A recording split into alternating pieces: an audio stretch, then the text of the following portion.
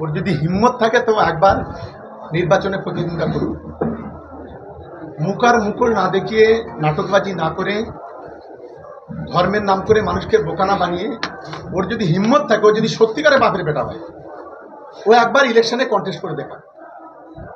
আমি ওকে চ্যালেঞ্জ করছি, on camera challenge করছি, সারা বাংলার মানুষের সামনেই আমি বলছি, ওর বুকের যদি পাটা থাকে, ও ভাঁড় বা ক্যানি একবার ভোটে দাঁড়িয়ে দেখা, তবে ওর বাপের বেটা বলবো আমি। এই নরেন্দ্র মোদীর সবচাইতে বড় চামচা যারা এই আইএসএফ এর মতো, আইএসএফ এর যারা আছে, তারা তাদের চুলের গোড়া পর্যন্ত চোর, তারাই আবার আমাদের চোর বলে। এটা অত্যন্ত লজ্জাজনক।